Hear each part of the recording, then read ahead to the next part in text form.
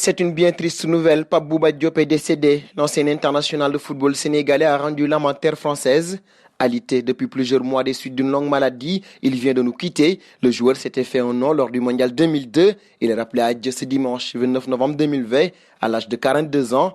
Pape Bouba Diop a commencé le football à 5 ans, tout comme son frère Lamine, aimant jouer dans les rues de Dakar. Il progresse au poste de milieu de terrain en jouant au club de Ndefane Saltigué à partir de 1994, avant de rejoindre l'équipe junior de l'ASC Jaraaf l'année suivante. En 1996, ses progrès au sein de l'équipe senior de l'ASC Jaraaf sont remarqués et Pape Bouba Diop est appelé en équipe du Sénégal junior. Ses performances lui permettent d'espérer poursuivre son rêve de départ en Europe. Il a alors des contacts avec des clubs arabes et suisses. En 1999, son frère arrange son arrivée au club de Neuchâtel. Pape Bouba Diop doit malgré tout passer par le club de Vevey Sport pour s'acclimater au football et à son nouveau pays. Dans son petit appartement, l'adaptation est difficile, mais il fait une bonne saison pleine avec 35 matchs. Pape Bouba Diop arrive alors en juin 2000 à Neuchâtel. Après avoir été placé en attaque, il est rapidement replacé milieu de terrain et devient rapidement l'un des titulaires indiscutables du club. Après quelques mois et 19 matchs de championnat, Pape Bouba Diop est recruté par Grosshopper. Il trouve sa place dans l'effectif et devient champion de Suisse 2001.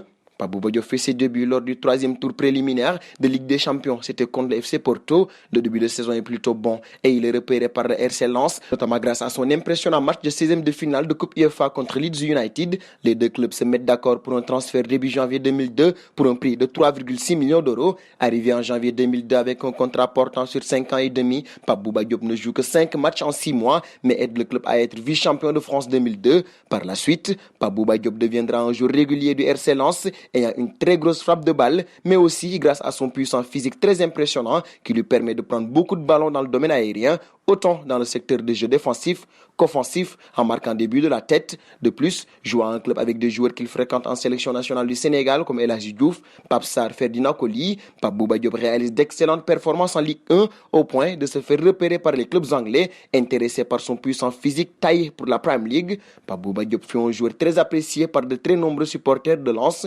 après s'être établi dans le championnat anglais en jouant pour Fulham puis Portsmouth. En mai 2010, une offre du club grec de l'AEK Athènes lui est faite. Il l'acceptera. Pape Bouba Diop retrouve l'Angleterre fin août 2011 en s'engageant pour un an avec option d'une année supplémentaire à West Ham. Le 9 octobre 2012, il signe en faveur de Birmingham City un contrat d'une durée de 2 mois et au sein de l'équipe nationale sénégalaise. Pape Bouba Diop a marqué le but victorieux contre la France lors du match d'ouverture de la Coupe du Monde 2002. Auteur de 2 autres buts lors de cette même Coupe du Monde où le Sénégal ne s'est arrêté qu'en quart de finale. Il fait partie, selon le journal Le Monde, d'une liste de 11 joueurs qui se sont révélés au cours de cette Coupe du Monde.